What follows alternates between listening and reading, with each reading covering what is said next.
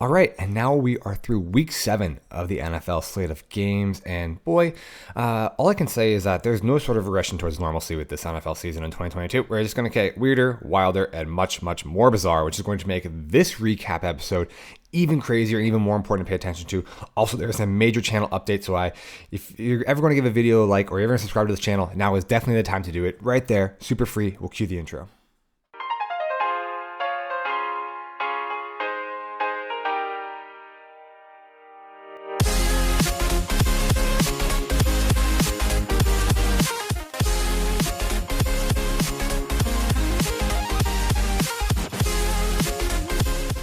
Welcome back into TwinTakes Fantasy Football. In between injuries, wild upsets, and just very bizarre play calling, this might be one of the more weirder weeks we've ever seen in recent history in NFL football, and especially for fantasy football. It was a really, really bad week for me, so I am hurting a little bit, but we are here to talk through it, get some frustrations out. Hopefully this is a cathartic experience for both you and me, so let's go in and jump into some headlines. First, we got to talk about the Hall ACL, which is definitely an unfortunate turn of events. This was obviously the 101 pick in Dynasty, the best rookie pickup of this year. An amazing dual threat option coming out of the backfield, coming into the draft with both his running ability and his pass catching ability.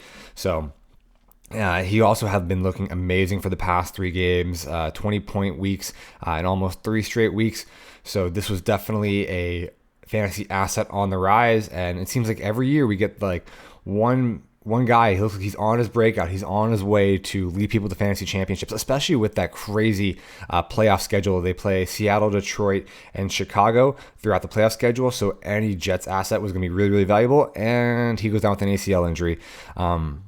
It's just very, very frustrating, especially for the player. I know only getting 7 games into your NFL career and already dealing with major injuries, certainly going to put him behind the 8 ball as far as his production and his career goes forward. But as far as a fantasy analysts, we have to talk about ramifications for that. We already saw the Jets have made a move. They went ahead and traded for James Robinson from the Jaguars. James Robinson is a guy that, as you guys are sure know from watching this channel, a guy I am very high on. I think he will slot into that Jets offense and be absolutely dynamic.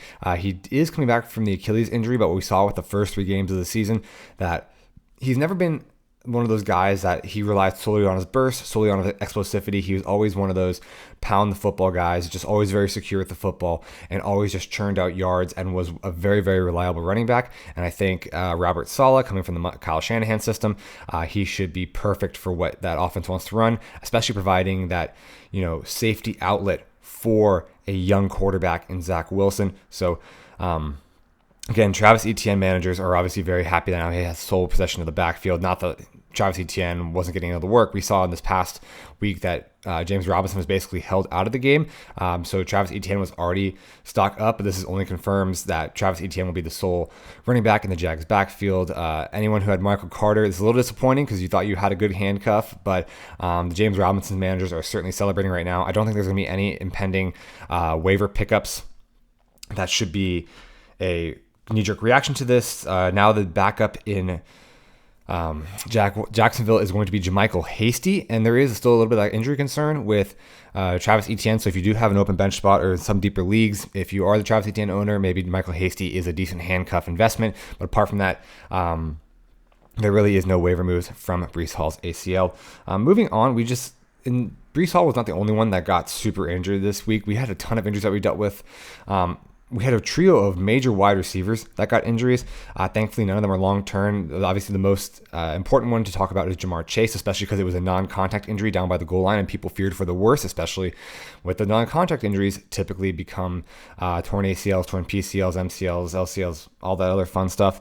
Thankfully, he went through testing, and it shouldn't be anything long-term. He will be out for 2 to 4 weeks just based on the low-grade sprain that they diagnosed him with. But the important part is that he will be back this season.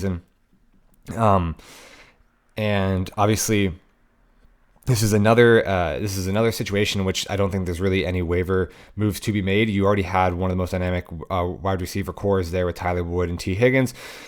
We've seen the shift that the Bengals have taken to how they approach the pass. Obviously, Zach Taylor originally wanted to keep a very, very balanced offense, started with 25 plus snaps under center. And we saw last week it became only 2 snaps under center with Joe Burrow operating out of the shotgun more, getting more time for routes to run. And it was obviously, look at NFL production and fantasy production this week and the past week. Clearly, the Bengals have found what they want to do. They have the lowest percentage of run plays in a neutral game script, which means they're heavily relying on Joe Burrow to throw the ball and leading into their wide receiver core. So any T. Higgins and Tyler Boyd managers, they are obviously must-starts going forward, just from the way that with Jamar Chase out, that's a big influence, but also just the way that they're running this offense means very good things for the rest of the wide receiver core. The other 2 major injuries is DK Metcalf and Mike Williams. Thankfully, both are not suffering any long-term injuries. DK Metcalf and Mike Williams both were diagnosed with high-grade ankle sprains. Marquise Goodwin was the one that kind of was the beneficiary of the DK Metcalf injury. I don't know if you can count on him for consistent fantasy production, but definitely worth a $5 fab bid or a low-tier waiver priority just to scoop and see what he does. Because again, Geno Smith looks really good. He has this late career renaissance, and also with the way Kenneth Walker's out running the ball. This is a really, really good Seattle offense that no one saw coming except for Pete Carroll. So if DK Metcalf is going to be out, and you are in desperate shot, Marquise Goodwin definitely would not be the worst Hail Mary to take. And then Mike Williams, it's just really frustrating. Oh, I love all those motorcycles outside of my apartment. But Mike Williams, it's not the fact that it's Mike Williams' high ankle sprain. It's the fact that every single wide receiver in this offense is injured. Joshua Palmer is already roomed out for next weekend with concussion. Jalen Guyton has a torn ACL. Keenan Allen clearly is not back from that hamstring injury. Only had 2 catches for 28 yards. And now Mike Williams out. Their best pass-catching option outside of Austin Eckler, obviously, is going to be DeAndre Carter.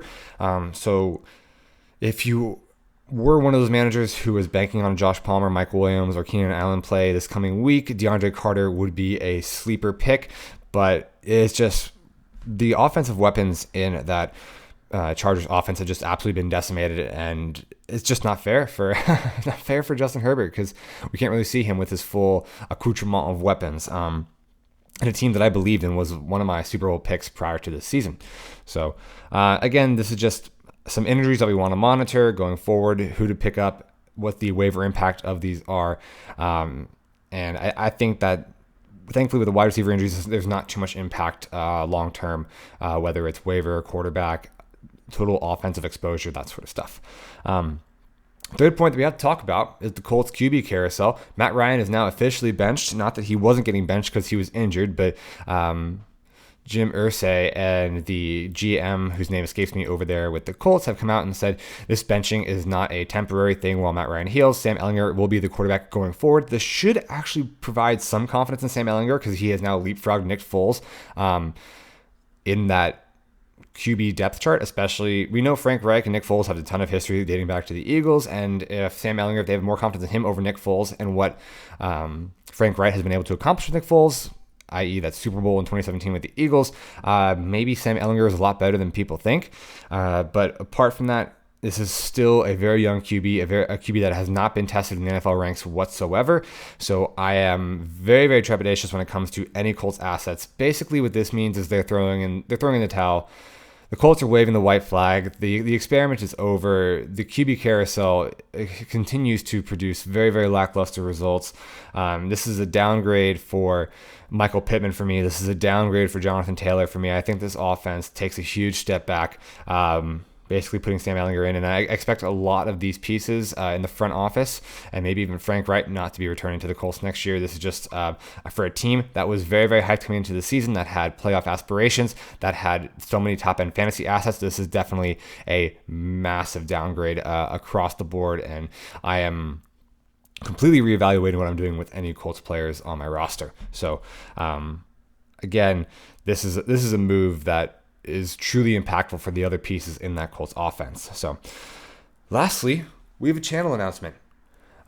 despite only being around for a few months, but we have been able to put out pretty consistent content here. We've had some pretty good engagement here on here on YouTube and on Twitter, and it has been all finally come together, and I will be signing a partnership deal with Sleeper. So I will be going forward, working with Sleeper, putting out player analysis, player projections, and short form video content that you can go find on the Sleeper YouTube channel, on their TikTok, on their Instagram, and on the Sleeper app in and of itself. We're working towards integrating short form video content into the player cards. And if you found this channel, this very, very small YouTube channel, I'm sure you guys all know what Sleeper is. So I'm very, very excited to start that next journey in my fantasy analyst career. And I'll be sure to be linking all of that information in the description down below. I'm very, very excited to partner with Sleeper going forward. And I think this is going to be some really cool content, and obviously allows me to do a lot more with content that I've been trying to build here and deliver a better quality of product to you guys as well,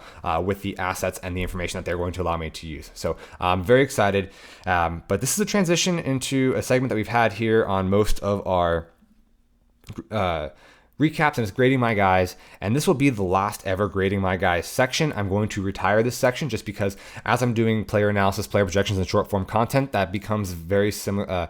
It's kind of redundant if I'm doing all this player projection analysis for the Sleeper platform. So if you want to look for some start sits decisions, I will always be linking the content that I do for Sleeper that I put out on the Sleeper platform.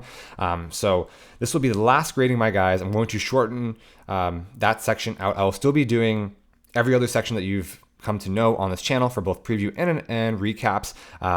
But if you're looking for player projections and guys that I'm confident in and start sit decisions, I will direct you to the Sleeper app, and I will have a lot more guys. Instead of just the 5 guys that I have been doing previously, I will be doing a lot more player breakdowns, player analysis. So it should be a lot more comprehensive over there on the Sleeper platform. So I know I didn't want to do this, but we're going to be ending on a pretty dour note here. So let's just get into the grades.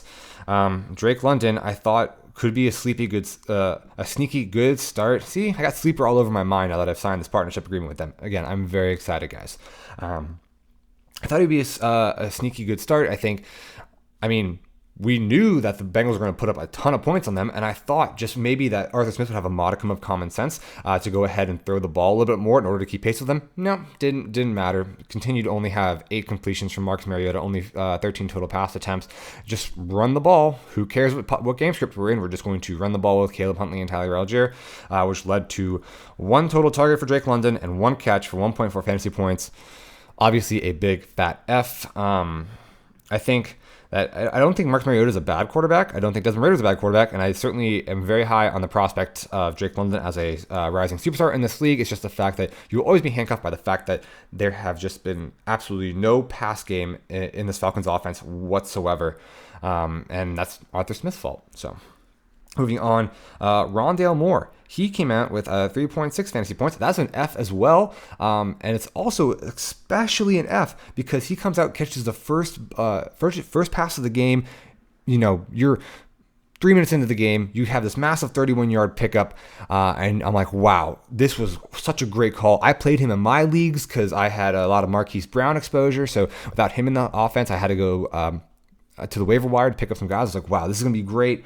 And then I look at the game, and you know, the Cardinals score 44 points, but Rondale Moore doesn't get a single catch. Not involved in the offense one bit. They did a fade route to their 5'7" gadget wide receiver for a touchdown. If only he had caught that in, but I'm not sure fade routes to 5'7" guys are the best offensive plays. I know I'm not an offensive guru like Cliff Kingsbury is, but you know, mathematically, height-wise, that play doesn't really make sense. So definitely very disappointing. After that amazing start, it was a very disappointing end to the game for Rondale Moore. Moving on to number 3, Brandon Ayuk finishes with 11 points. That is going to be a B-, especially in a week where there was not many fantasy points to go around. I think anyone who started Brandon Ayuk would have been very happy. I certainly would have been very happy if I had Brandon Ayuk. Again, we saw kind of what we expected from the Kansas City Chiefs, putting up a ton of points. Jimmy Garoppolo and the 49ers offense had to start passing the ball. They couldn't rely on the run game. We'll talk about this in the dud section, but, you know, Jeff Wilson back in the duds because it was a very pass-heavy game script, which goes away from the run, which means Kyle Juszczyk was involved. Brandon Ayuk was more involved as well. And kind of gave you a very solid game at 11 points. Number 4, James Robinson. This is an F. I guess maybe trade talks are going on. That's why they held him out of the game. Who knows what happened, but he got such an abysmal snap share that he ended up and goosed you. F minus. This was frustrating all around, but hopefully he has a career resurgence up there in New York and can take over from the promising start that we've seen from Breece Hall.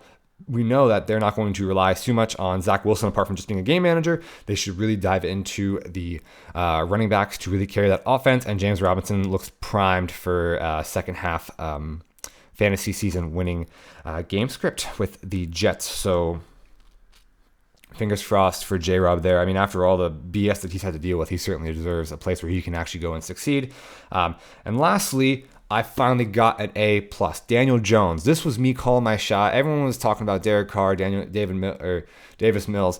But, you know, we looked at the defense. We looked at what the Jags did. We looked at the strengths of the Giants. We looked at the weaknesses of the Jazz. And it played perfectly into what Daniel Jones loves to do as a sneaky athletic quarterback, as a rushing quarterback. He had a bunch of rushing yards, had that rushing TD, comes out with 28.8 points. All right, this is a terrible report card overall with 3 Fs. But this A+ definitely makes me feel a lot better. And hopefully any of you who were in a dire need of a stream situation took Daniel Jones, and I think he comes out to the quarterback 3 on the week, which was truly a tremendous sight to see. So thus, my guys for the week. Last ever my guys section. So I'll leave you with the last recap of Drake London, F, Rondale Moore, F, Brandon Ayuk, B-, James Robinson, F, Daniel Jones, an A+. Going out on a high note. So let's now move into talking about some studs. And this might be the shortest stud section we've ever had this season, at least. Obviously, we got to talk about the Bengals because that offense is absolutely rolling. Joe Burrow, 39.2 points. We've discussed in depth how the shift away from the run game, away from that balanced game script, taking snaps from shotgun instead of under center, has completely revolutionized their offense. This is the offense that we saw take them to the Super Bowl last year. So if they can get this up, this offense is going to be rolling. Obviously, Jamar Chase should be out for at least 2 to 3 weeks. But they have Tyler Boyd and T. Higgins and one of the best wide receiver rooms, so I don't expect the offense to be slowed down in any sort of fashion. So yeah, Joe Burrow, 39.2 points. Jamar Chase, 29 points. Absolutely amazing. Tyler Boyd, we'll also mention later here, 25.5 points as well. Found the end zone twice. Just amazing all around. Again, Austin Eckler continues to be an absolute beast with 30.7 points. Kind of expected when you have literally no offensive weapons. Mike Williams exited with an injury. Keenan Allen's not back to full strength. Guyton is out. Josh Palmer left with a concussion. So it's Eckler, DeAndre Carter, and Josh Kelly is your main 3 focuses. And one of these things is not like the other, and that's Austin Eckler being an absolute amazing NFL football player. So expect the offense to absolutely run through him, especially this next week versus especially this next week when no Palmer, no Williams. He's going to be absolute smash play going forward. Number 4, Kenneth Walker III. This guy continues to look absolutely dominant on the field now that he has the backfield to himself. 28.8 points. Just the best pure runner. We knew Breece Hall was drafted above him because of his pass catching ability, but Kenneth Walker III is by far and away the best pure runner. I mean, I comped him to Nick Chubb prior to the draft. He comes out and he just absolutely looks amazing.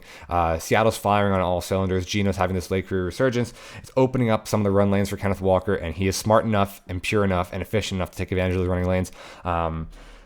Kenneth Walker, I don't think there's a price too high you can pay for him right now. But, I mean, whoever took him off waivers or whoever drafted him late is certainly not selling him at this moment.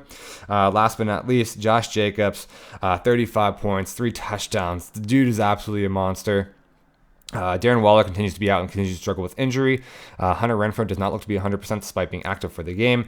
So, I mean, you have Devontae Adams and you have Josh Jacobs, and we're going to lean into the run game heavily. Josh Jacobs is playing for his next contract, so a little bit out of motivation there, and he's certainly going to get paid. This man is getting paid after this performance. So, yeah, looks really good. Some honorable mentions. Mahomes, just doing Mahomes things. I feel like he's in the same vein as Josh Allen. I got to retire him because he's just really good at football. I've expressed that in my mind, Mahomes is the best quarterback in the NFL right now, and it's not even an argument or a conversation. Mahomes is here. Everyone else is here. There's absolutely no conversation. He's just head and shoulders better than any other quarterback in the NFL at this moment. Benjamin with 21.3 points, obviously with James Conner out, and DeAndre Hopkins back in that offense. We saw a little bit of a resurgence with DeAndre Hopkins bringing some more balance and a little bit more confidence and a little bit more calming fact to both Kyler and Cliff. So Eno had a great game in replacement for James Conner. Aaron Jones looked really good as the wide receiver 1 for the Packers, 24.1 points. Raheem Mostert has locked in that number 1 job for the Dolphins down in South Beach, 18.9 points. Is absolutely looks really, really good.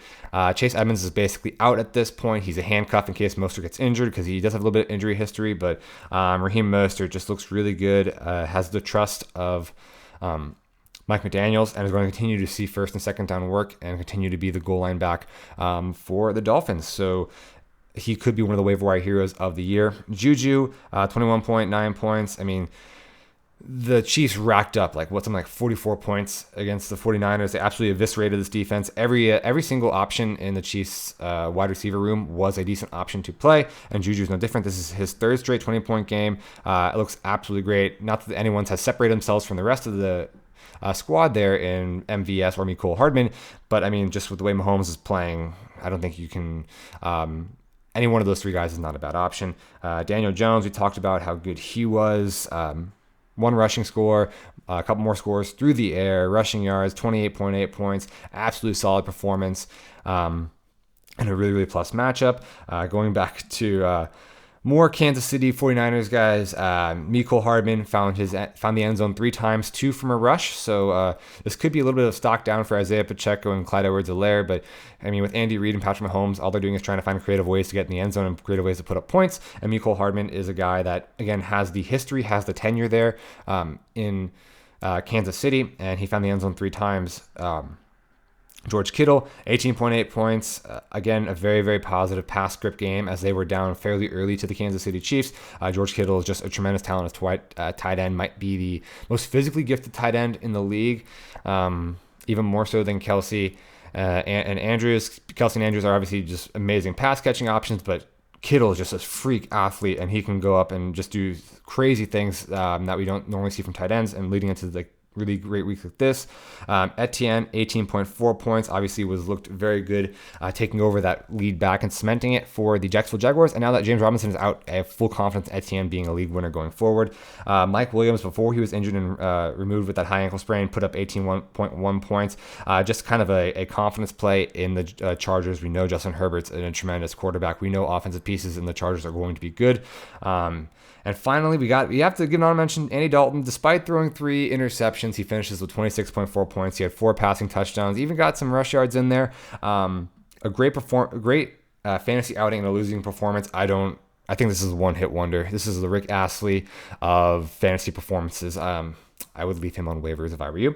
So that's going to be our studs. Let's move now into our duds section. And a guy we already talked about, James Robinson, absolutely goosed. I don't know if this was purely production, if there was something going on behind the scenes. If they had, obviously, Breece Hall wasn't injured until Sunday, but if the Jags have been actively trying to trade him prior to that, which is why they had kept him out. We don't know what's going on, but it's obviously a big old goose egg from James Robinson. Very, very frustrating for fantasy managers after his amazing 3-week start to the season. Lamar Jackson and Mark Andrews come in at 2 and 3 here. It was just a frustrating game. I mean, they pulled out the W, but they just didn't really get anything going. Gus Edwards they really relied on the run game. Gus Edwards came back in. He came in healthy, really kind of snuck into that starting role. There wasn't too much coming back from IR. They weren't going to rush it. And then with J.K. Dobbins going to IR with that arthroscopic knee surgery, I think it created a more sense of urgency to bring back Gus Edwards, and he looked really, really good coming back from that ACL injury. But obviously, if he's rushing the ball, that means Lamar Jackson and Mark Andrews aren't getting involved. So Lamar, only 10.7 points, very disappointing from a quarterback you drafted so highly. And Mark Andrews had 0.4 fantasy points, which is not what you expect from a tight end you drafted in the second round. Also, he was struggling with injury, but he was out there and he was active for the game. So I think it was just more of a game script that allowed them to run the ball with Gus Edwards, allowed them to ground and pound and just run out the game. And that's what we saw them do, and it led to a victory, so you can't really fault Harbaugh and the rest of the organization for going with that direction.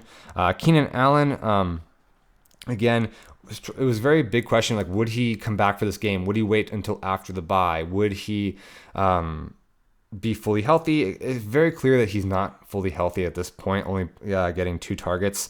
But again, with Mike Williams missing some time, with Palmer and Jalen Guyton out, Keenan Allen should definitely have a resurging role, and hopefully through next week and through the bye, he should be come back and should be very through the bye. He'll hopefully be 100% healthy, finally stop dealing with that hamstring injury, and should be a guy that will certainly find fantasy successes he's had in the past 2 years. The 5th guy that takes the spot is Amon-Ra St. Brown. He's had some amazing games. He's had some dud games. He struggled with injury, and this was no different. He was ruled out very, very early due to a concussion.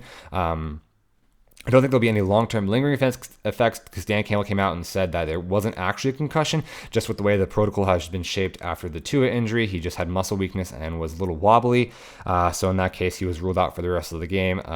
No questions asked, but he should be back in time for next week. But obviously, leaving you with 0.9 points is going to hurt quite a bit. So let's get into some honorable mentions. Jeff Wilson, we talked about, only 5.4 points. This is a guy that I was fading prior to this week just because we see how it happens when they get into a negative game script for the run. When they get very pass heavy, Jeff Wilson does not get involved. Kyle Juszczyk is the pass catching back. So we kind of knew that this was a very, very likely outcome for Jeff Wilson. But the more concerning thing is the fact they traded for CMC, and now with CMC here in the fold with 49ers, Jeff Wilson, au revoir to your fantasy relevance. Zach Ertz, 5.1 points, especially with the way we saw how dynamic the Cardinals offense was. Expected a lot more from Zach Ertz and Rondale Moore, but that's what happens when you get 2 defensive scores. But 5.1 points from Zach Ertz. I'm sure you looked at the end score and were very disappointed with that. AJ Dillon, 1.5 points. I don't know what the heck is going on in Lambeau and Green Bay, but this is not what we expected from AJ Dillon, a guy who was drafted in the 4th, maybe 5th, maybe 4th round. 1.5 points. We see that Aaron Jones is clearly a more talented back. He's getting the pass catching work. He's getting those 2 passing touchdowns that was kind of salvaged his day. But AJ Dillon is not a startable asset at this point until something can really change in that Packers offense. Leonard Fournette, 3.6 points. That was just a really bad game in general. It seems like the entire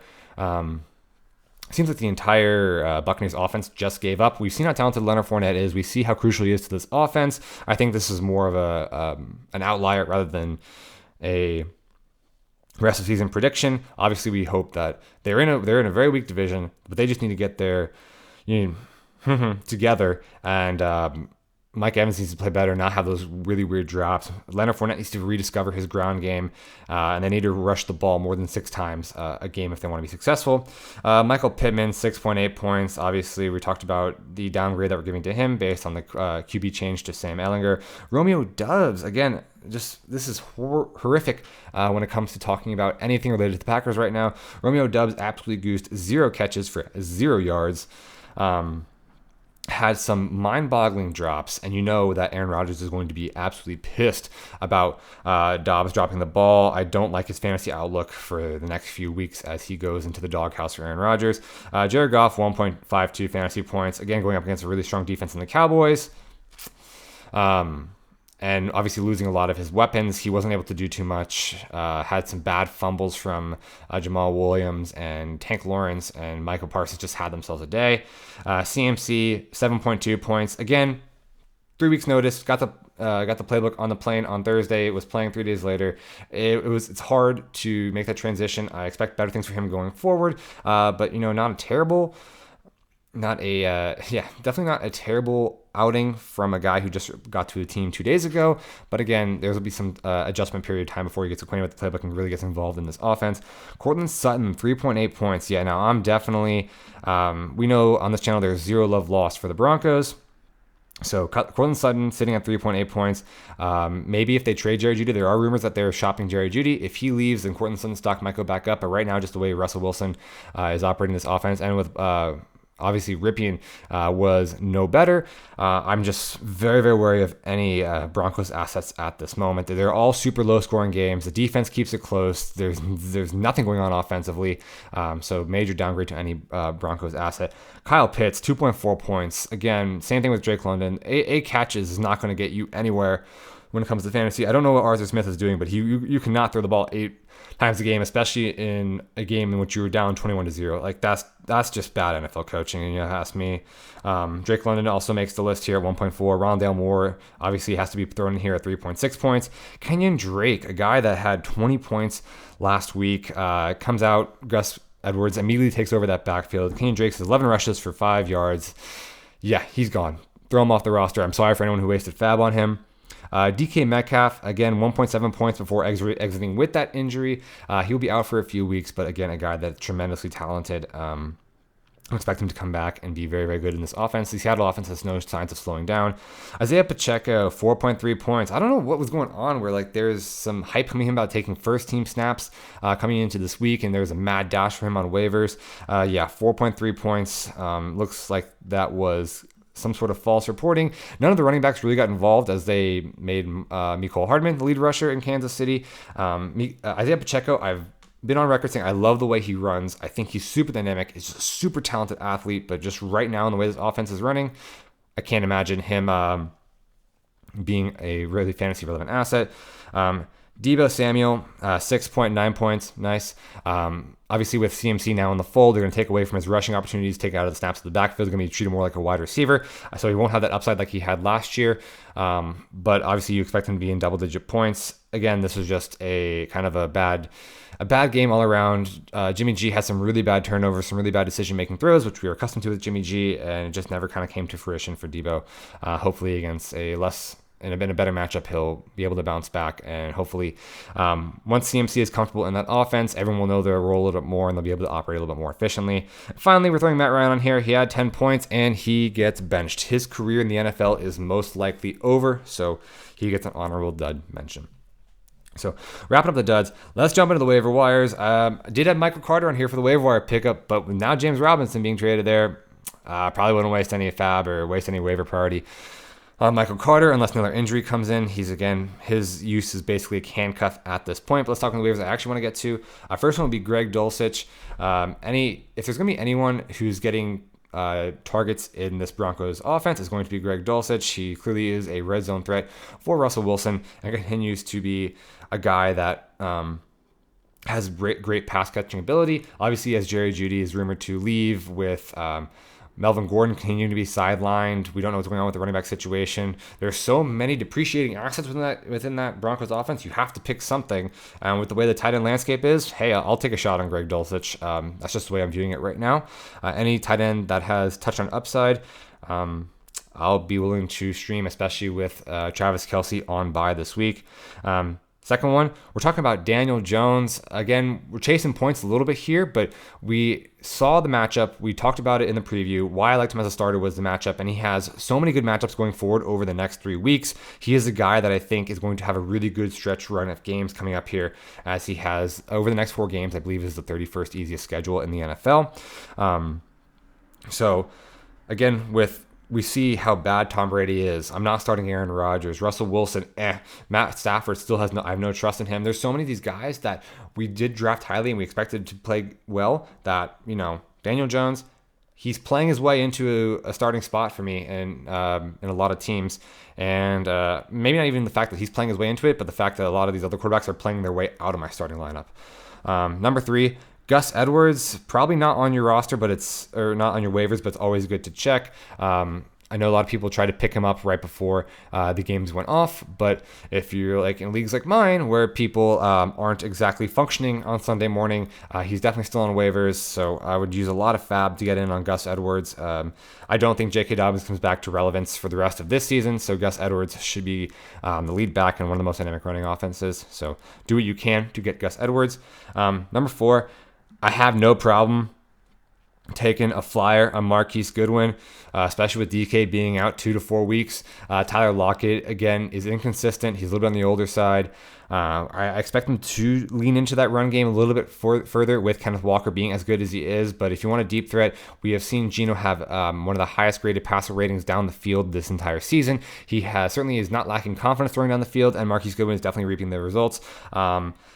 I would lean saying that this past weekend was more of an outlier than anything we could rely on consistently. But if you do have injuries, if you do need to take a deep shot, if you are in deeper leagues, Marquise Goodwin is a guy that, like this past week, Mecole Hardman, deeper shot, but in a good offense that's throwing the ball down the field and utilizing their weapons. Marquise Goodwin has now stepped up into a large role without DK Metcalf. Last one, really deep cut here. Darius Slayton, they're going up versus Seattle. Again, Kenny Galladay is not supposed to play. Sterling Shepard's out for the year. There is just really no offensive wide receiver talent on this roster. I know they've been linked with a couple different wide receivers to trade for, but I think, again, in a matchup against Seattle, yes, there is Tariq Woolen, but overall, it's still a below average defense, and a defense that is giving up the fifth most points to wide receivers. Darius Slayton, I believe, is the most talented one. We've seen his connection grow a little bit more with Daniel Jones. Wan'Dale Robinson left this past game with an injury. Kadarius Toney is nowhere close to returning. So Darius Slayton, in my mind, is clearly the number one wide receiver for this Giants offense. So I think he's worth a pickup for Seattle, and obviously in the same vein with Daniel Jones, they have great matchups coming up the next few weeks. So Darius Slayton would be a guy that I'd be playing over a lot of other kind of fringe wide receivers at this moment. So just to recap, Greg Dulcich, Daniel Jones, Gus Edwards, Marquise Goodwin, Darius Slayton. However, I still think waivers are pretty slim pickings at this point. But that's going to wrap it up for the Week 7 preview. Hopefully, most of you survived Week 7. I know I did not.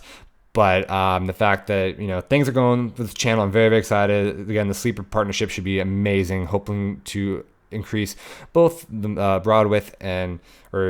bandwidth with which I'm interacting with people, as well as the actual quality of the production I'm putting out. So keep an eye out for that. We'll have more details as this comes, but I have signed the agreement. It's going to happen, and very excited to continue on this fantasy football journey with all of you. Take care.